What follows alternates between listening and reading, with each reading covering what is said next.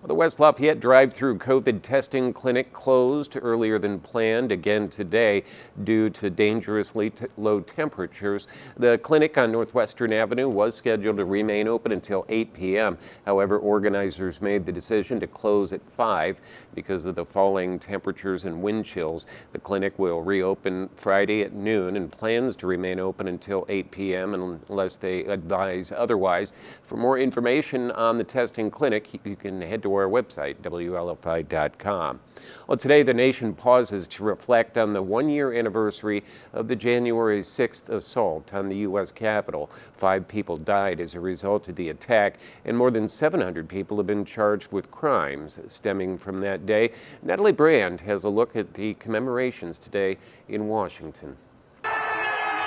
These images from 1 year ago when rioters attacked the U.S. Capitol will be forever etched in the minds of the lawmakers and everyone else here on January 6th. Those of us trapped in the gallery, we lived it, ducking, crawling under, over railings, hands, knees, the sounds, the smells. Former Vice President Dick Cheney joined his daughter, Wyoming Congresswoman Liz Cheney, on the House floor for a moment of silence.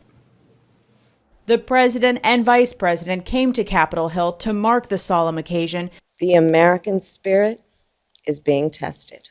In fiery remarks, President Biden put the blame squarely on his predecessor. For the first time in our history, a president had not just lost an election, he tried to prevent the peaceful transfer of power as a violent mob breached the Capitol. But they failed. They failed. Former President Trump canceled a planned news conference but released a statement calling today's events, quote, political theater and repeating false claims about the 2020 election. Donald Trump today continues to spread his poisonous vial about the big lie. Senate Democrats took to the floor to mark the anniversary and demand passage of voting rights legislation, while emotional support dogs like Douglas made the rounds to put people at ease outside the chamber. Natalie Brand, CBS News, Capitol Hill. And this afternoon, lawmakers will join demonstrators at a rally and march in Washington to call for voting rights legislation. That'll be followed by a candlelight vigil at the U.S. Capitol. Well, a local legacy lives on through friends, family, and strangers alike. Coming up, how many are continuing to carry out Tyler Trent's mission to find a cure. Plus, area schools are back to class, which means high school basketball returns tomorrow night.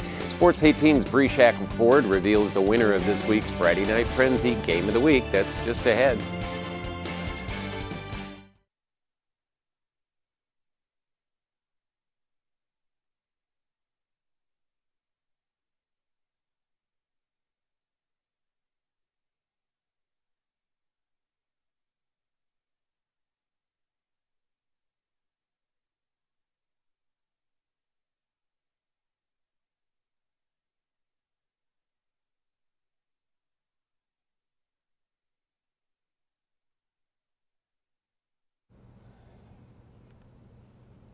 Yes.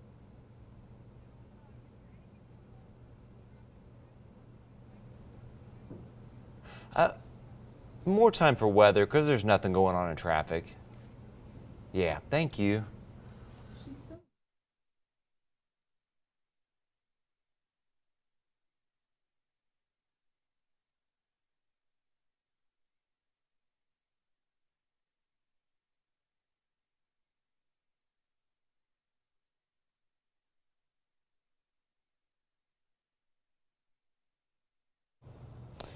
We're just gonna, yep, mic check 1 2, mic check 1 2 3.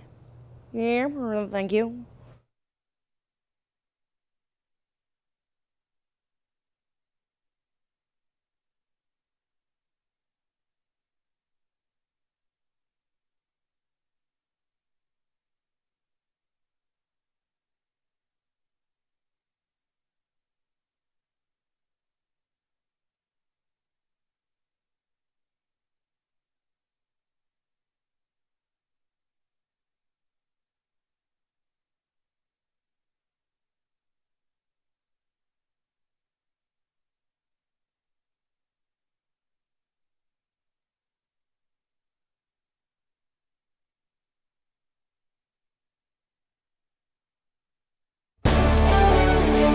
watching News 18 at 5. News from where you live. Welcome back. Tyler Trent's memory lives on 3 years since the death of the cancer research advocate and Purdue superfan. This Sunday, a Purdue graduate will run the Walt Disney World Marathon for the second time in Tyler's honor. The funds that Patrick O'Donnell raises will benefit the Tyler Trent Endowment for Cancer Research. Kelly and Tony Trent, Tyler's parents, started the Tyler Trent Foundation. It focuses on fundraising for pediatric cancer research, which receives only 4% of government cancer research funding. The Trents say their hearts go out to children with cancer and also to their families. Losing a child is like losing an amputee. You know, you lose your or a limb, you lose your arm, and it starts to heal back, but it's still never there. Purdue basketball's Hammer Down Cancer Game will honor Tyler later this month. Coming up on News 18 at 6, Tyler's oncologist explains how his tissue donation continues helping in the journey to find a cure. Well, many high schoolers are back from winter break, and that means a lot of winter sports are resuming play. Also returning, our Friday Night Frenzy. Sports 18's Bree Shackelford shares with us where Sports 18 will be headed for the game of the week on Friday. Bree? The high school Friday Night Frenzy is back after taking a break for the holidays, and that means our game of the week is back in full swing. Voting has finally come to a close for our first game of the week in 2022. Our Friday Night Frenzy game of the week is Indianapolis Tech or Arsenal Tech versus Harrison. The last outing these two had was in last January, and Tech came away with that victory, narrowly winning 62-60. Right now, Tech is coming into tomorrow night's game with a record of 10-2, whereas the Raiders are coming in at 6-2. But records don't show everything. Harrison has already upset one team this season, and they're used to fighting uphill battles. But this battle will be tough for the Raiders. Some notable teams Tech has beaten so far this year is Cathedral, Warren Central, and North Central. Now tomorrow night's highly anticipated game will tip off in May Gymnasium at 7:30, and we'll have full highlights from our game of the week and other games on our Friday Night Frenzy on News 18 at 11. Bree Shackelford with Sports 18. And now, your Storm Team 18 forecast. Weather from where you live.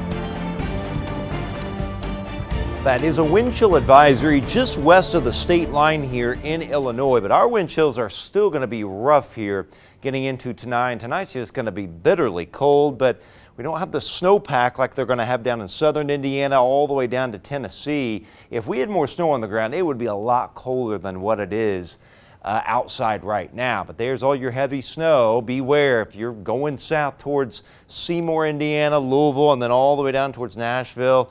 And maybe you're headed towards Virginia, you got a trip planned for work or something.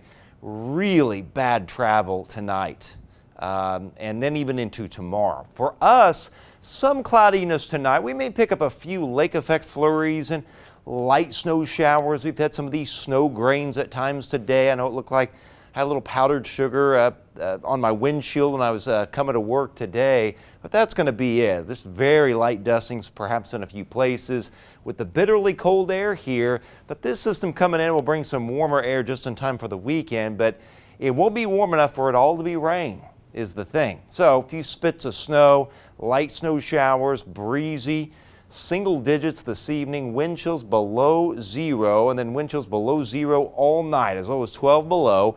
Some little grainy snow showers, little flurries around 3 by 7 o'clock tomorrow morning. There's still a pretty brisk breeze with lows tonight 5 below zero to 7 above. And wind chills could drop down to 20, 24 below zero up here in our northwest counties. The rest of the area more like near 10 to about 15 below zero. So brutally cold at the bus stop tomorrow morning. Then for tomorrow itself, eventually we get to 10 to 17 by 5 p.m. But the wind chills at or below zero a good chunk of the day. We don't get to single digits till 5 with 10 at noon, 15 at 5 o'clock, and there are the highs for tomorrow. 10 northwest to 17 down in our southeast counties, and wind chills late in the day, single digits to near zero. Now we look ahead into the weekend. Saturday we warm up, but the wind cranks up. Winds gusting more than 35, 40 miles an hour late in the day, so Wind chills around 10 early, then 20s by late afternoon. 22 at 8 o'clock in the morning, 36 by 5, 32 to 37 for highs by late in the evening before we get some rain, beginning as a little freezing rain and sleet Sunday night. Some minor ice accumulation can't be ruled out north of Highway 18. Then just a few snow showers and falling temperatures on Sunday yet again as wind chills drop back below zero. There's futurecast again, a few spits of snow tonight. Tomorrow, partly cloudy. There's your freezing rain and a little sleet. This is Saturday evening, and then especially north of 18, a little minor ice accumulation cannot be ruled out on Saturday night. And then it may go briefly to all rain and then end as a little bit of icy mix on Sunday morning. A little sleet, a little freezing rain, a little snow before it pulls away, and we just have some lingering flakes after that. 70 forecast, normal high is 33, 37 on Sunday, but you saw how temperatures will be tanking in the afternoon. 15 Monday, 24 Tuesday, a little light snow late, and then a little warmer Wednesday and Thursday before much colder air comes in at the end of next week.